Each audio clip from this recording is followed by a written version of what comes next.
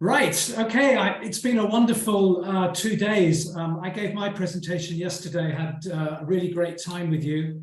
Some wonderful interaction with people literally from all over the world. So it was absolutely fantastic. So many congratulations to the organizing committee. I know how much hard work it is organizing a conference such as this, particularly when it's both in person and online, this hybrid conference. It's really great. So many congratulations to all of the organizers.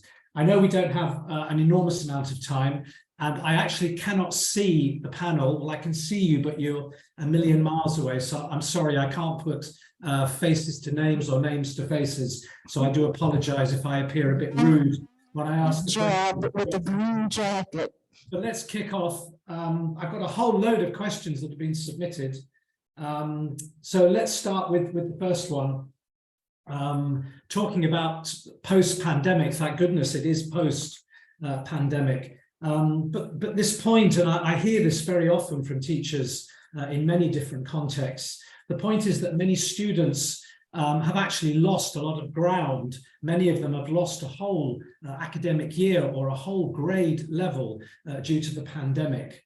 And this question, the person who submitted the question is saying that even now, we're still seeing the effects of students struggling because they've lost this year of education. So the question, I guess, really is how do we help these particular students to progress?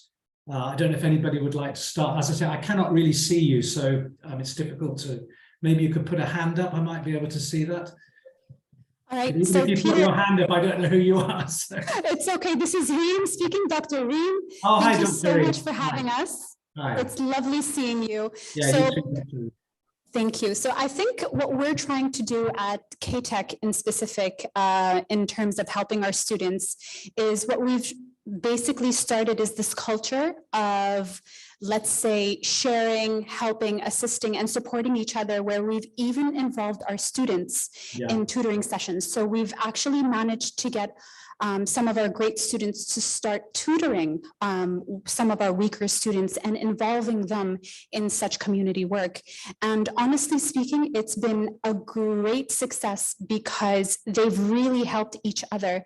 And it's lovely to see how students can actually work. And it kind of takes off a lot of toll when it comes to us as instructors and teachers of the language, because we do need support. We don't necessarily have the time.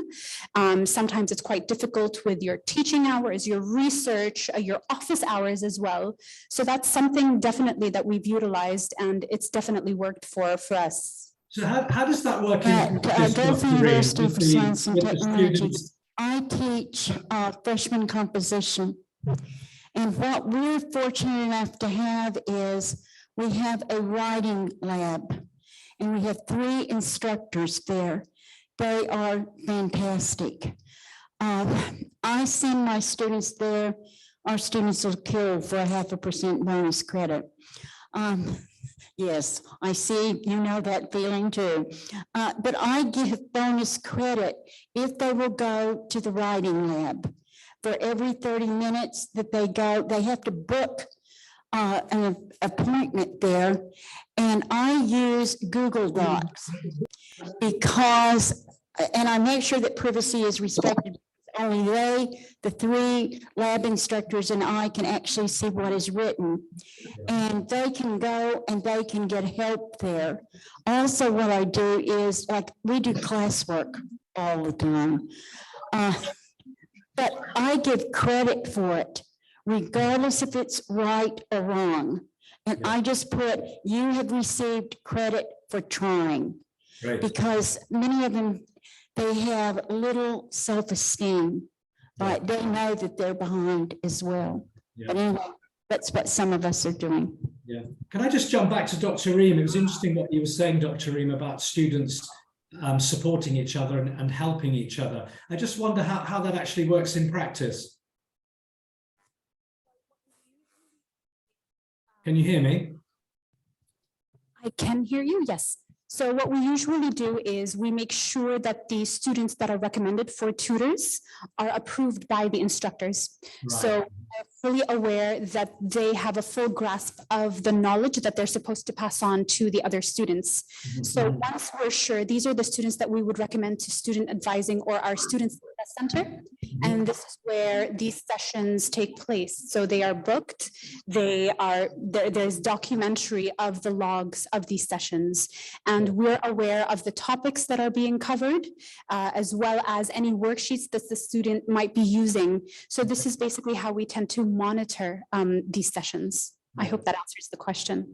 Yeah, okay, great, thank you. A question which has come up multiple times and in various forms, so I'm going to sort of put it all together and throw the question to you. It's this situation where during the pandemic, when we were all working remotely, we were forced, if you like, into working remotely and to teaching students online. And several questions or statements that people have sent in are saying that now that we're post-pandemic and back to face-to-face in many cases, some students are saying that actually they preferred learning online and working online. So I just wonder what your thoughts are about that, as to whether or not we should continue a sort of a hybrid or a blended approach, maybe sometimes online and sometimes in the classroom. Dr. Hussain, I don't know if you've had experience with this. Well, yeah, thank you very much indeed for posing this important question. Well, in fact, what I can tell you is hybrid learning absolutely is useful. And again, just like Anne, I work for the Gulf University for Science and Technology in Kuwait, and also we use this technique even before the pandemic, as a matter of fact, and it proved to be very useful and productive at the same time. However, I mean, once we are back to campus, we're back to face-to-face interaction. I think this is a very fruitful and very important for the students, because, you know, if you want me to talk like across the board, I would say that, you know, face-to-face interaction is far more useful, you know, than online teaching. Yeah. Honestly. And the thing is, like in class, what I do with my students, believe it or not, I teach, you know, language courses, yet I ask them to do group discussion, debating in class. I ask them to debate, you know, I'm in charge of the debate club of our university, and I use debating in every single class I teach. And they find it fun, they find it interesting, they have to read, they have to, you know, even read articles. It's kind of very academic, and they feel themselves very mature, and they, you know, put forward their opinions, and they discuss with their colleagues, which means that face-to-face interaction is definitely invaluable.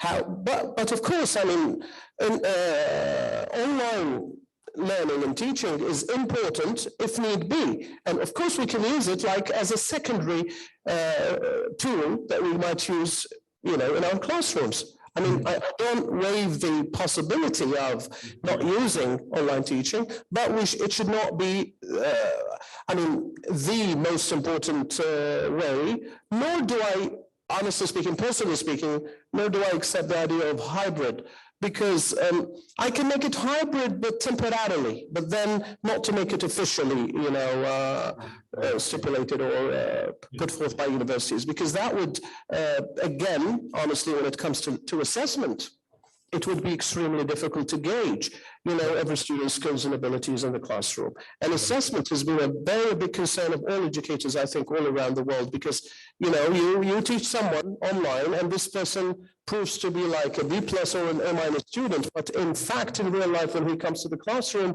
you find out that he's not even in the C level, or even below. And this is a very, very big challenge to all of us. Thank you very much. Thank you very much. You're most welcome. Dr. Abdul-Latif, if I can send you down a different path, if you may. We've been looking back at to the pandemic and getting through it. A lovely question, very short, simple question. Well, the question is simple. I don't know about the answer, but the question is, what will schools like in the future? And I guess you know, we could substitute universities for schools. So maybe what will education look like in the future? Do you have any thoughts on that, Dr. Abdul-Latif? Thank you very much, Dr. Peter, but I still haven't got my PhD. But thank you for Me calling it. neither. Me neither. Yeah, well, I think. It's a form of respect. Well, I think schools can make good use of the hybrid learning as Dr. Hussein said, temporarily. In case something happens in the future, then we have a second resort, something to go back to. But usually, I think, yes, assessment is very difficult online because, as we know, students can outsmart us in so many ways. Yeah. So in this case, I think face-to-face education should be the primary method of teaching, and online teaching and assessment can be the secondary resort. I would also add that some students now, they're confessing that I had a student who said, well, to be honest with you, I shouldn't be in this level now. I cheated my way out. So now they're confessing why, because they're reaching a level where they cannot comprehend anything. It's difficult for them to catch up on what they should have caught up before. Yeah. So it's difficult for us as teachers and for them as language learners. Interesting. Yeah. I can elaborate, Peter. Sure. So moving away from the instructor, looking at our students as well, I think students tend to enjoy being in class as well. As much as they hate it, they do tend to love it. So in terms of self-esteem, in terms of their social life, their social circles, getting to meet friends. So a lot of our students went through depression phases during the pandemic because there was no interaction with other students, especially with language, especially with English courses, writing, speaking, whatever it may be. They need each other in order to excel in the course itself. So definitely. Yeah, and I think many questions that came in are talking about the needs of students and how we're responding to the needs of students, and the fact that students' needs are changing. They changed an enormous amount during the pandemic. But what about you as educators? We talked a little bit about students and what they're doing, but what about you as educators? How are you doing things differently now that we're back to a happier situation, I guess? Anybody like to start that? How are you approaching the classroom nowadays? A lot more laid back because I feel sorry for them. Most of them are trying very hard, but if you have not been taught something, how can you do it? Yeah. So it was like before the pandemic, I would get irritated if they came in late. Now it's just, oh, I'm so glad to see you. But I just think that we have to be more patient, and it's hard. It's hard because we know what they should be doing. Yeah. But in all honesty, most of them, they cannot do it. And we just have to do the best we can, and they will do the best they can. And I guess you always have this issue of standards and assessment, and you can't just feel sorry for students and pass them, can you? There has to be some sort of level that they have to meet. I don't know if anybody wants to jump in with that.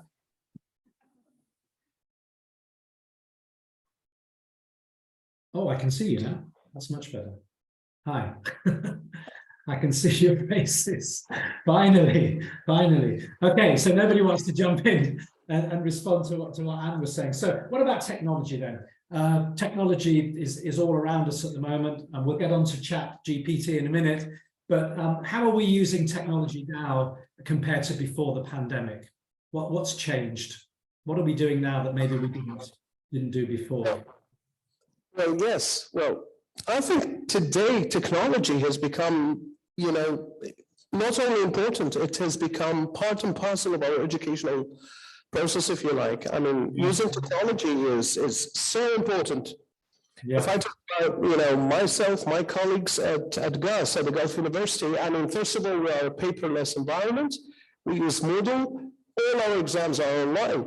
And the fantastic thing about that, we don't have piles of papers, just stocking those papers in our cubicles or in our rooms and this basically in our offices. I mean, so this really helps us a lot, and we have to use technology. Technology is so important, but definitely now or during the pandemic, without technology, we wouldn't have had the chance, as a matter of fact, to continue with education.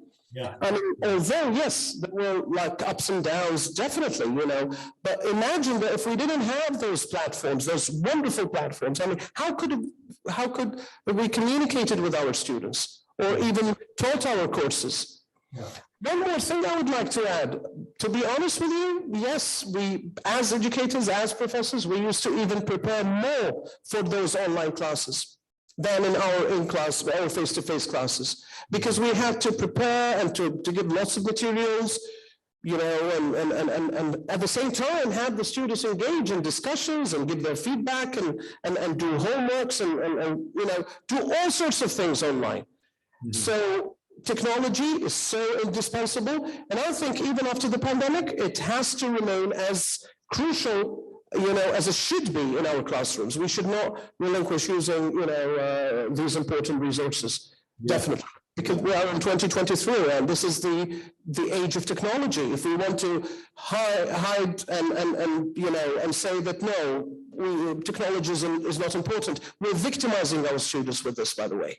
This is my thoughts, on this topic. Yeah. Thank you. Agreed. Anybody want to jump in there? I think I agree with Dr. Hussein, but also he mentioned a good point that it's making our life a bit harder than before because we have to prepare more for students. Yeah, because nowadays when, for example, students come to my class and I teach in a traditional way, and they go to, let's say, another class, and other instructors, they're using technology, they will feel more motivated to be in their class than mine. So in order for me to be a good teacher to them, I have to catch up on what's going on in the field of technology in order to grab their attention and increase their motivation. Also, when it comes to grading, now it's easier using forms instead of scatter sheet and multiple choice questions. Yeah, but with ChatGPT, I hope my students never hear about it until the finals at least. So yeah. I'd like to Interesting points, Abdul Latif. I think it would be a great shame if teachers became slaves to technology. I think it would be a great shame if students thought that somebody was a better teacher just because they use technology. I think that would be really sad. So it's quite sad when I hear you say students might prefer another teacher because they use more technology. Using technology doesn't make you a better teacher, does it? It doesn't make you a better. Yeah, but in their eyes it does. Because why? Because it motivates. It includes games, competition, etc. You have to prove that they're wrong. Peter, we're doing something a little different at KTech, and it's what we call competency-based learning or training. And we actually get our students to run around campus. We arrange scavenger hunts for them. We arrange, so we had a vegan week for them where we had different speakers of people who basically believe in veganism. And we got our students to try to become vegan for a week. So what we're trying to do is take them out of the classroom. And it's a lot of vocational work. So we tend to do trips. We tend to bring people in. We tend to have workshops to utilize their full body. So rather than just have them sit in class. So this is something that we're definitely doing here that I think is way better than technology because they're on the move. And I'm glad that you shared that, Dr. Reem, because it echoes back to when we were talking, what is the future of education?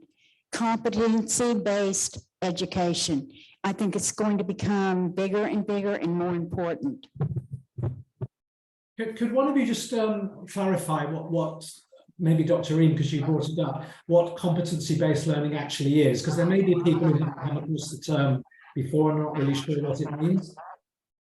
All right, so when it comes to competency-based learning, previously, before we had our books, before we had our computers, people had to go out in the fields. They had to learn, they had to witness photosynthesis or whatnot when it came to planting.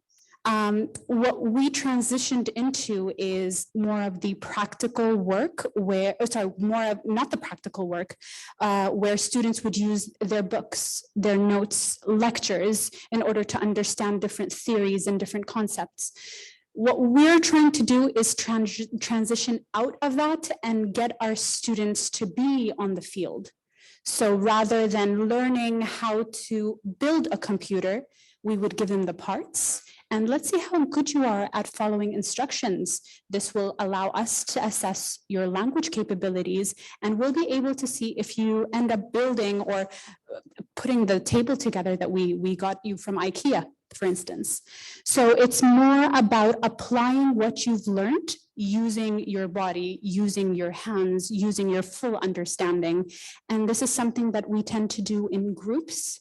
So to basically get our students to work together.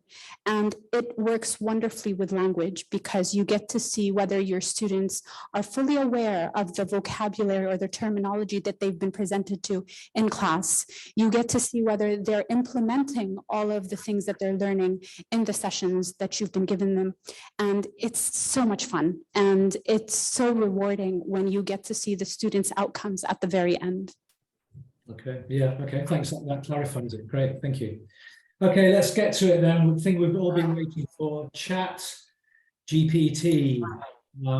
Several of the speakers during TESOL Kuwait have mentioned it, and actually during the Cambridge Academic Conference last week, several people were talking about it. So what do we think about it? What are our thoughts on artificial intelligence in a classroom with English language learners? Some people think we should ban it. Other people think that we should embrace it. Other people don't know what it is. So where do we stand with Chat GPT? Okay. I'm going to start because Okay. I had no idea what it was. So I was introduced to it by my brother who was sitting here, and he basically goes, "Did you hear about this? All your students are going to pass." And I'm like, "What is this?" And so he demonstrates how the application works.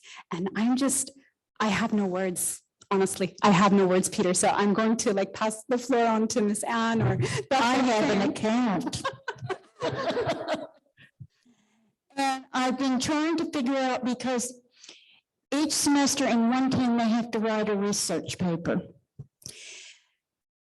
They believe in group work, but I can only mark what the one student does. We also use Turnitin. And so I thought, I want to use this as a project for them to research. I will let them use my computer, my account.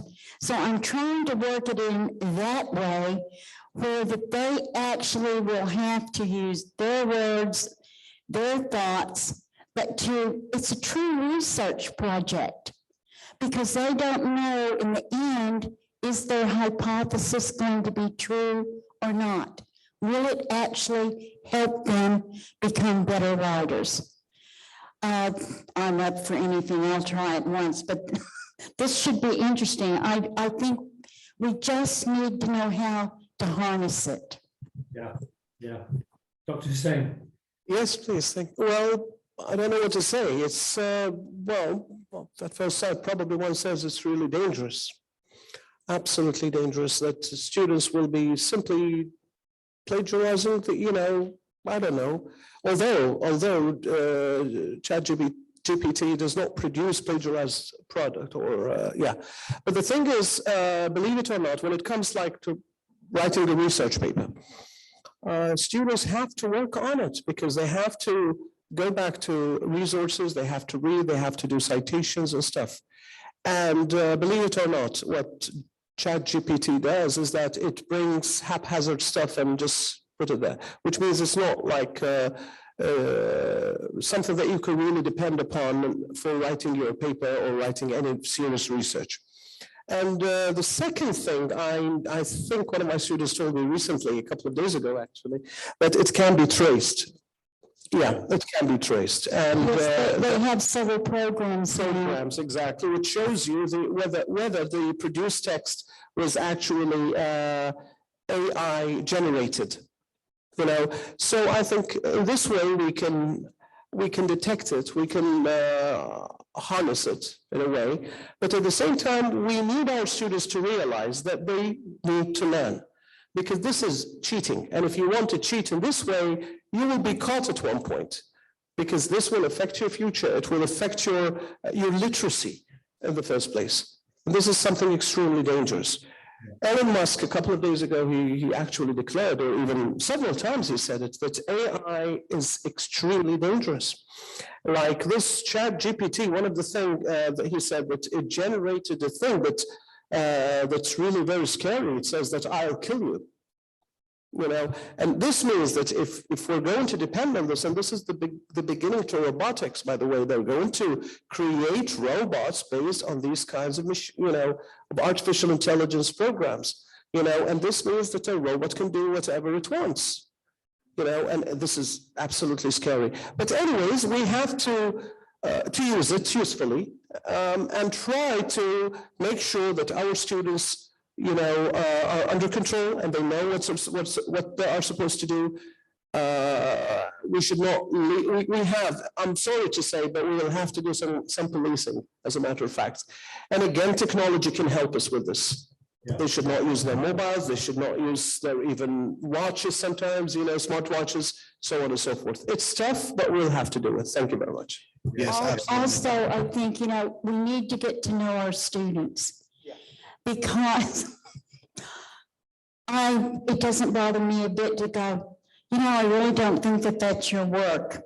Why, miss? I said, because half the time I have to use Arabic with you. And mashallah, I wish I could have written that in English.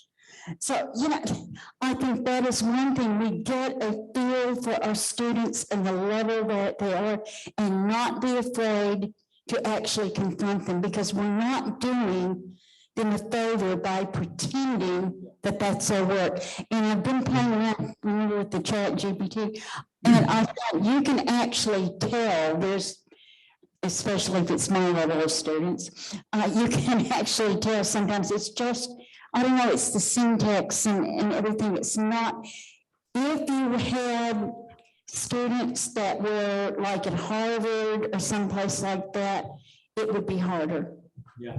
I just wanted to add just this point. I think Abdul Latif wanted to step in. Yeah, I don't want to disappoint you, but some students, they found a way around it. Even if there are some programs or software that can detect, they use ChatGPT, then go to Quillbot to paraphrase, and then they can submit the papers.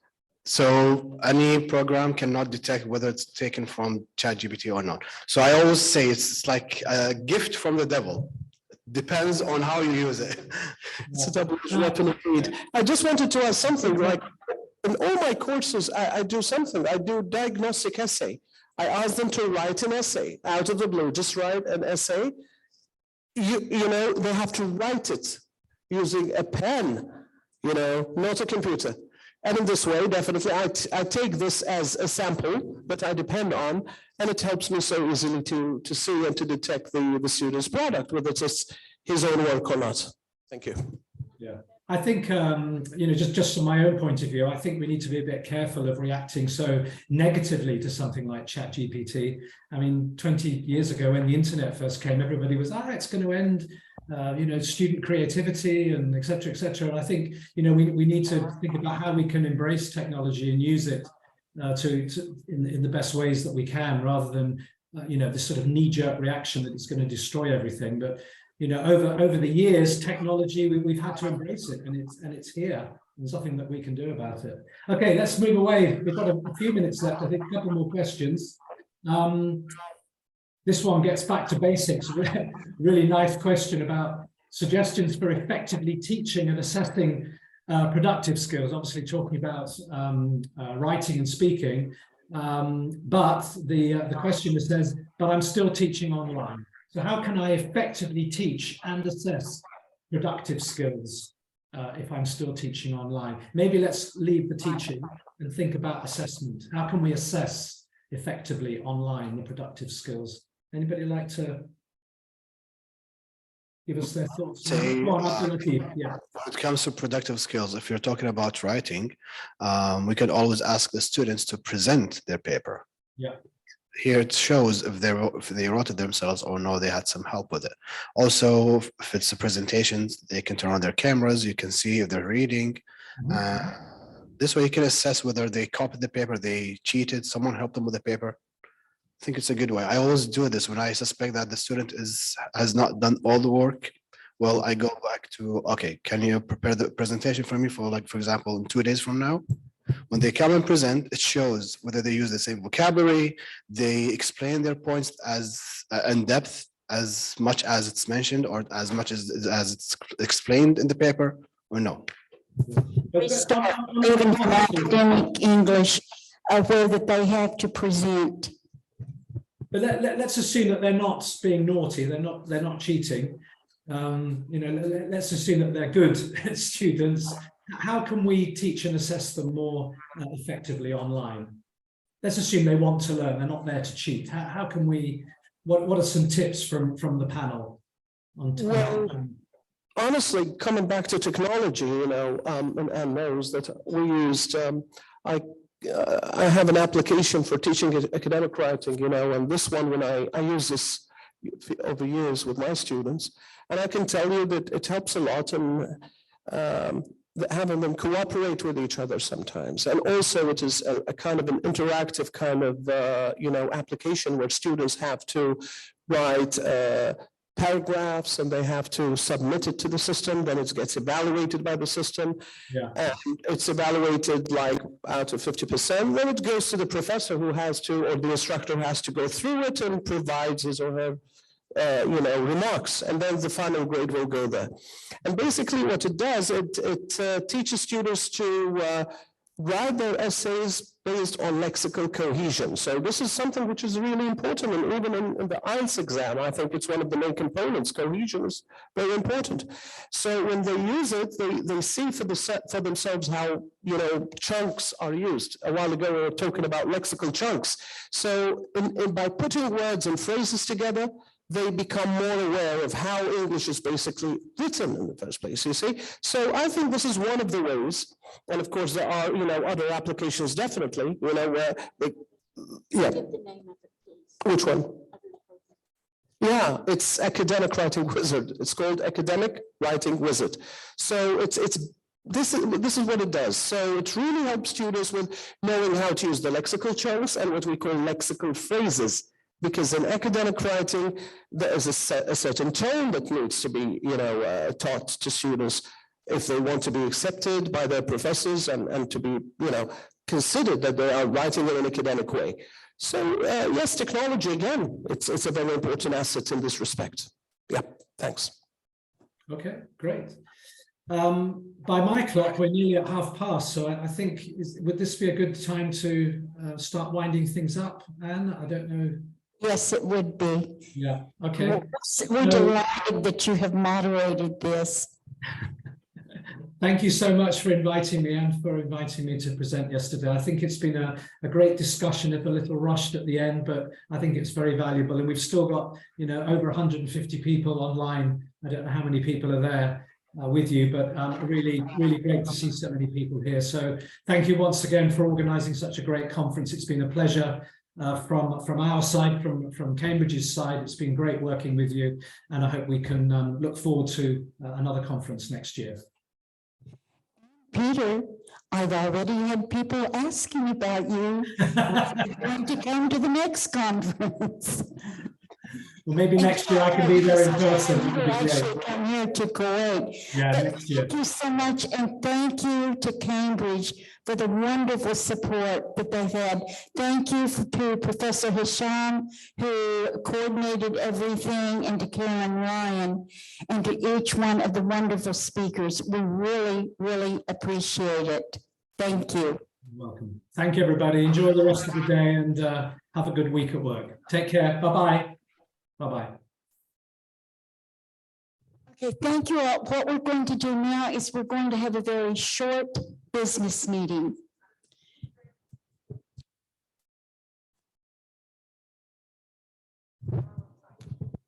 Dr. Marine is keeping me on schedule here.